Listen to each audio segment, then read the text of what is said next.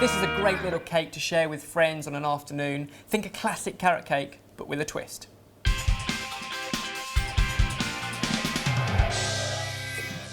Parsnip cake. Parsnip cake. So we're going to take a classic carrot cake, which is usually made sort of oil-based. Yep. Plenty of fruits, plenty of spice, but we're going to take out the orange and put in lemon, and take out the carrot and put in parsnip.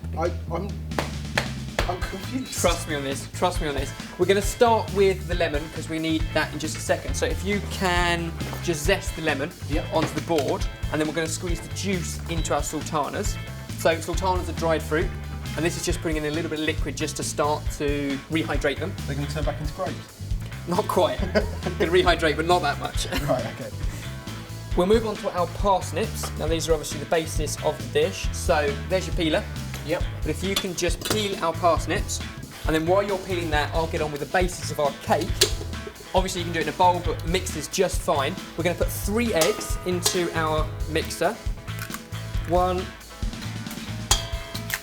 2, 3. It's really great that you've learned to count. Do you know, and I've been working on it really hard, really hard. So all we need to add to our eggs is brown sugar. Now, as with all baking, these are very precise measurements, but you can get them all down in the box below so you can follow along. And sunflower oil in this case. So lower it back down, switch it on, and give that a good beating up until it becomes light and fluffy. Now, with those parsnips, Jamie, we can grate them. So like a carrot cake, we do exactly the same. They go in raw but grated. So if we just take the little tips off, because they're a little bit dry sometimes. And then everything that's left, if you can just grate them into our box grater. Until the box is full, we're looking at 225 grams. Now, over here, our mix is nicely pale and fluffy, so we can lift that up and add our flour and mixed spice. Because we're using self-raising flour and a baking agent of baking powder, we don't need to be too careful about folding it all together. A whole lot in there, clamp it back down, and turn it back on. It's one of the easiest cake mixes around because there's no fancy folding. You're using the raising agent to do the work.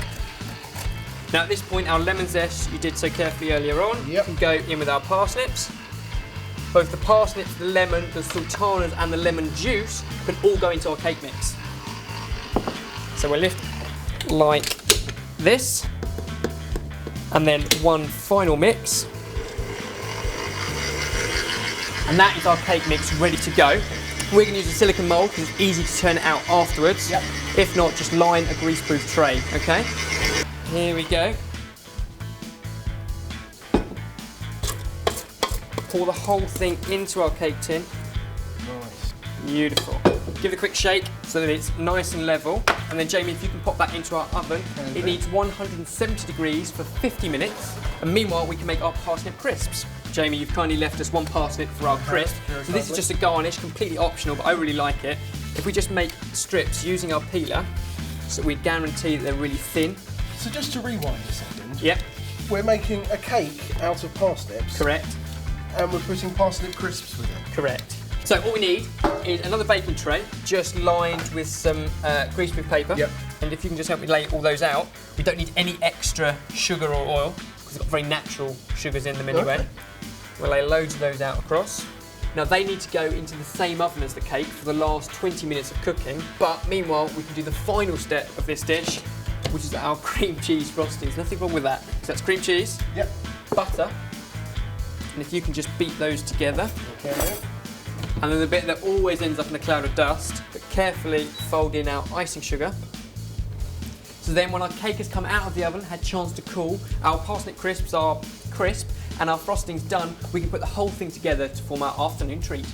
Afternoon delight. So our cake's come out of the oven and cooled. You can see it's like a nice sort of fruit cake. Yeah. But because the oil in the parsnip's really moist and stays great for days. Our cream cheese frosting, if we can just spread that over, and Jamie, you've got the table knife there, if you can just smear that close to the edges. We like a bit of rustic. Now I'm going to cut some nice pieces out of that. You can see how spongy and dense that is. I'll pop a couple of those on there. So Jamie, if you can just put a couple of those parsnip crisps on. You mean the potpourri? They look a bit like that, but they've got a great texture and real sweetness when you bite into them. So there we go, a slight twist on carrot cake. It's our parsnip cake with cream cheese frosting sorted.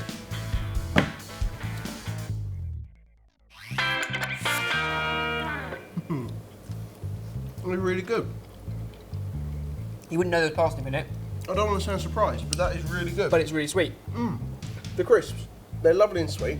They're crunchy, they're crispy. And that's just veg, that's just baked veg. There's nothing on them at all. I'm really pleased. And it makes enough portions for 16. Come on everyone. Dig In you in. come.